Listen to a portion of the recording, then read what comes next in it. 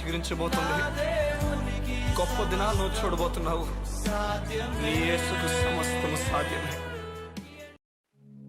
Good morning దేవుని ప్రియ కుమారుడా, good morning దేవుని ప్రియ కుమార్తె, special good morning to you. సగమకు ఎప్పుడైనా ఈ విషయం ఆలోచించారా? 2 కాసులు ఒక విధవరాలు తీసుకొచ్చి ఇచ్చేసిందని. నేను అనుకుంటాను, ఆ 2 కాసులు ఆమెకు అక్కరు కదా, కావాలి కదా, కావాల్సినప్పుడు ఎలా ఇచ్చేస్తుంది? చూడండి, యూజువల్గా ఏదైనా ఒక విషయాన్ని మనం ఇచ్చేస్తున్నప్పుడు, అది ఫ్రీగా ఇస్తున్నప్పుడు, మనం ఇస్తున్న వ్యక్తులు బట్టి కొన్నిసార్లు ఇస్తాం. నిజమే, చాలా మటుకు మనం ఎక్కువైపోయిందని ఇస్తాం, కానీ మనకు అక్కర కలిగినప్పుడు కూడా మనం ఇస్తుంటే అక్కడ మధ్యలో ప్రేమ మనకు కనిపిస్తుంది, దేవునిపైన నమ్మకం మనకు కనిపిస్తుంది. ఈ స్త్రీ, ఈ విధవరాలు, భర్తను కోల్పోయిన ఆమె, ఒంటరిగా బ్రతుకుతున్న ఆమె, ఆమె దగ్గర ఉన్న 2 కాసులు ఆమె బ్రతకాల్సినవట తీసుకొచ్చి దేవుని మీద పెట్టేసింది.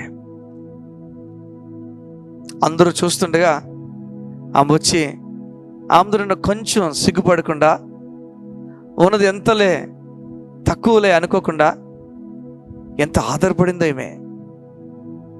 ఆధారపడుతున్న విధానం చూడండి, ఆధారపడుతున్న విధానం, ఇస్తున్న ధనము ఎంత అనదాంతో లేదు, ఇస్తున్న మనస్సు ఎంత ఎక్కువగా ఆయనతో నింపబడిందో దాని మీద ఆధారపడింది.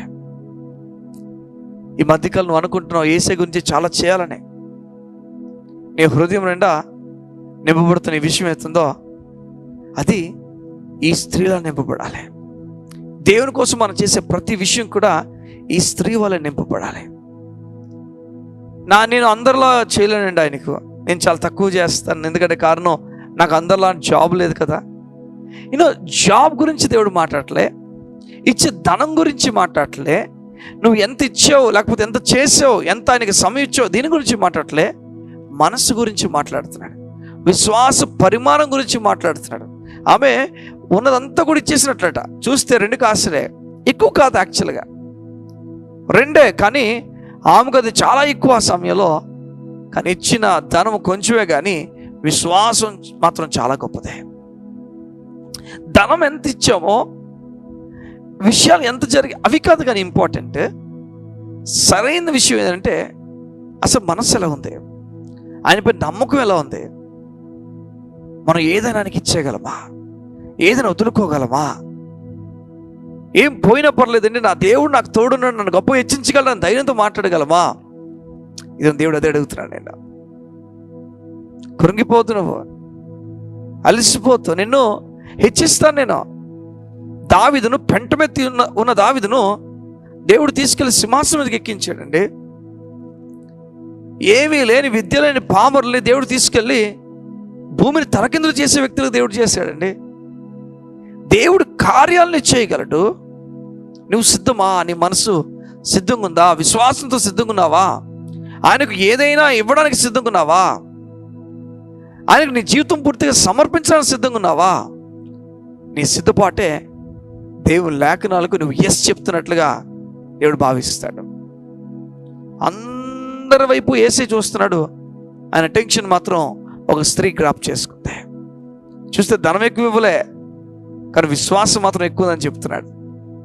ఆమె నమ్మింది. అయితే ఒక మాట నేను చెప్తున్నాను, ఆమెను దేవుడు ఆమె టైంలో గొప్పగా ఆశీర్వదించుంటాడు.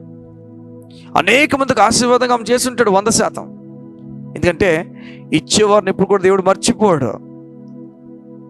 కుదింపి కలిపి ఎన్ని చేసి దేవుడు ఇస్తున్న లేఖనాలు చెప్తున్నాయి. నేను నమ్ముతున్నా దేవుడు నీతో మాట్లాడుతున్నాడు.